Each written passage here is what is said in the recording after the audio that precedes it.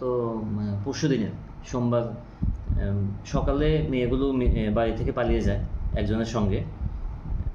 তো সে ওদেরকে আগরতলা নিয়ে যায় এয়ারপোর্ট থেকে, কলকাতা হয়ে ভায়া আহমেদাবাদ চলে যায়।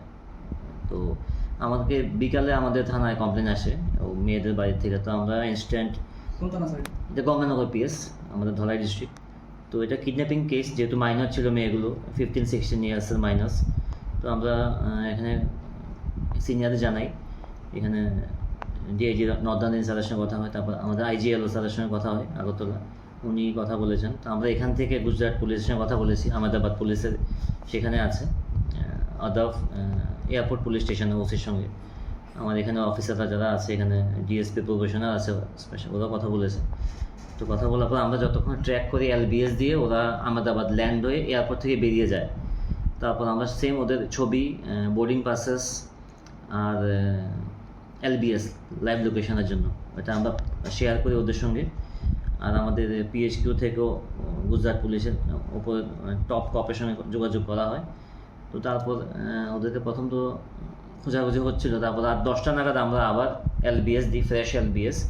বাস ওখানে ওটা ফ্রেশ এলবিএস পাওয়ার পর 8 ঘন্টার মধ্যে আদাফ পুলিশ স্টেশনের যে অফিসার ইনচার্জ আছেন, উনি টিম নিয়ে ওদেরকে ডিটেন করে একদম থানায় নিয়ে চলে আসে। তো আমরা ওদের ছবিটা পাঠাতে বলি, ওরা পাঠিয়েছে। আমাদের মেয়েগুলোই ওই যে এপি ছিল ওর সঙ্গে। তো এখন আমরা, এটা পরশু রাতে ছিল, তো কালকে সকালে আমরা অলরেডি পাঠিয়ে দিয়েছি আমাদের স্টাফ আইও আর ম্যান কনস্টেবল সহকারে। কালকে সকালের ফ্লাইটে আমরা ওদেরকে কলকাতা পাঠাই। কলকাতা থেকে রাতের ট্রেনে ওরা এখন গুজরাট যাচ্ছে, কালকে সকালে পৌঁছে যাবে। পৌঁছার পর ওদেরকে কোর্টে প্রডিউস করে ট্রানজিট রিমান্ড নিয়ে ভিকটিমস আর আসামি সহকারে নিয়ে আসবে। স্যার কার মাধ্যমে গিয়েছিল এখান থেকে? এটা এখানে গঙ্গানগর পিএস এরিয়াতে একটা ছেলে আছে মুকেশ সুয়াং করে, তো সেই ইনভলভ।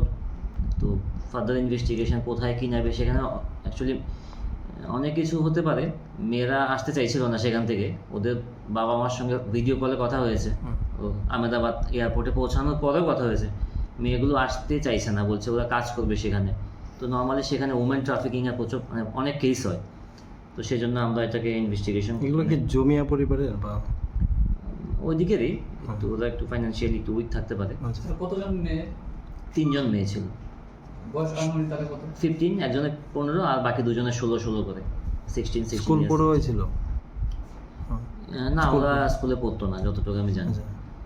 আর আর তাদের সঙ্গে কি আরো কারো পাওয়া গেছে? না, ওই 3 জনই আপাতত। Sir Ganganagar case number? এটা কেস নাম্বার 4, 2026। এখানে আমরা একটা কিডন্যাপিংয়ের সেকশন লাগিয়েছি, section 137 clause 2 and section 143 clause 5 BNS. 43টা হলো মোর দেন 1 চাইল্ড থাকলে আমরা 43 লাগাই। তো এখন আইও নিয়ে আসলে বাকি ইনভেস্টিগেশন মানে অ্যাক্সিলারেট হবে আর কি। তো এটা গুজরাট পুলিশকে আমরা অনেক অনেক ধন্যবাদ। আর ধলাই পুলিশও স্মার্টলি কাজ করেছে, পিএস অফিসার্স, আমার হেডকোয়ার্টার অফিসাররা। Plus I am very much thankful to Ahmedabad police, specially OC airport PS Ahmedabad and OC আদাফ পিএস আহমেদাবাদ। ওই এরিয়া থেকে কোনো আগে কোনো মেয়ে মিসিং আছে কি? এখন না, আমাদের কাছে এরকম কোনো ইনফরমেশন নেই।